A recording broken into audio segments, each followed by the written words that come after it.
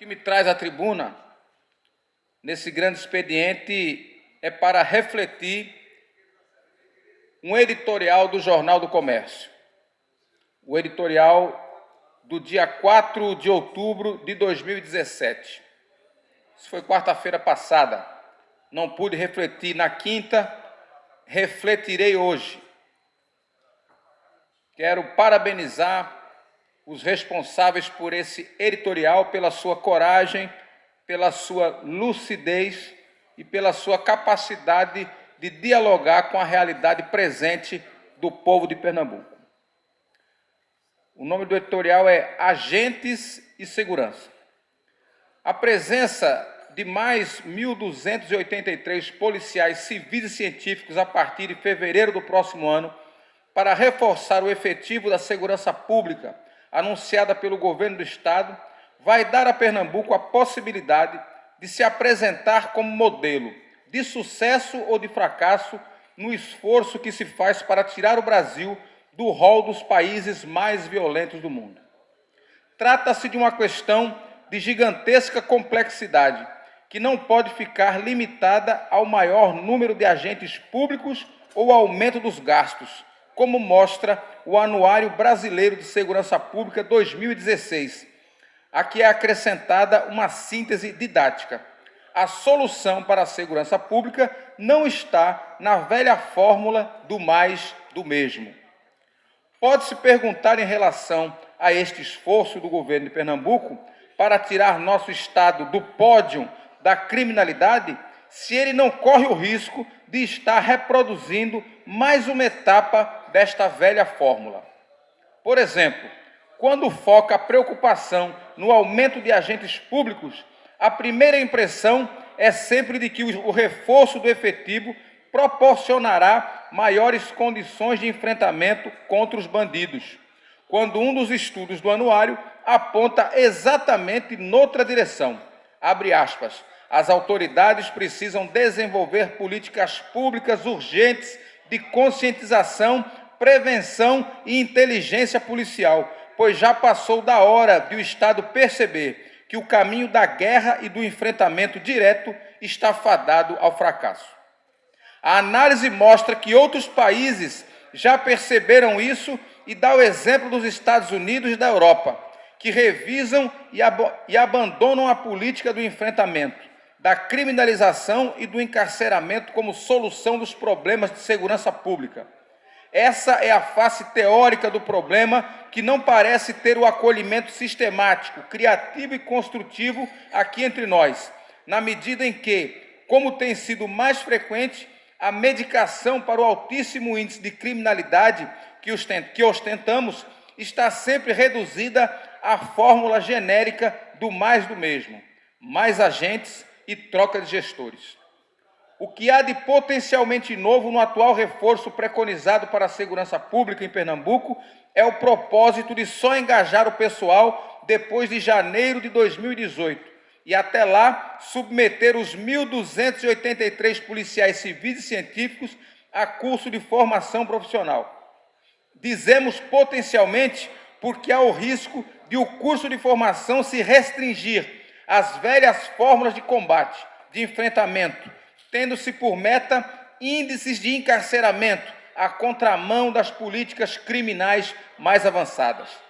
Daí a consideração de que o período é curto, mas poderá ser suficiente para introduzir esse reforço de pessoal em uma nova perspectiva que implique no conhecimento multidisciplinar, capaz de formar servidores públicos conscientes de que fazem parte de uma política pública de segurança com compromisso social.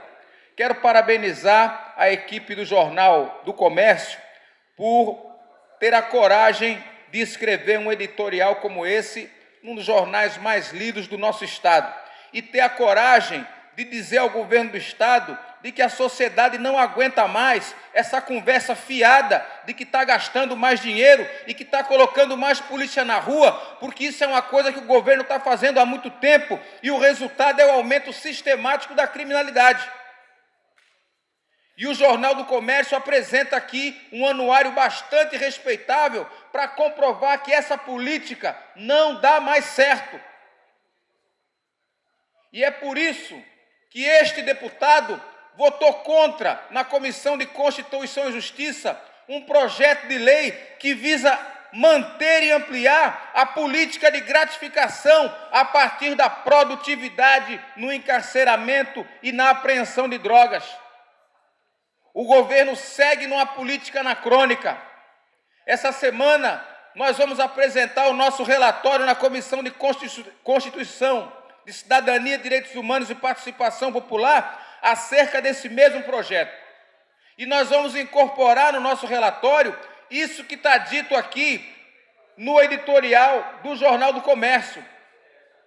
E vamos incorporar ainda mais essa política criativa e de inteligência policial que o editorial está reclamando, é aquilo que nós já estamos roucos de tanto dizer aqui na tribuna desta casa, desde quando estávamos no outro plenário.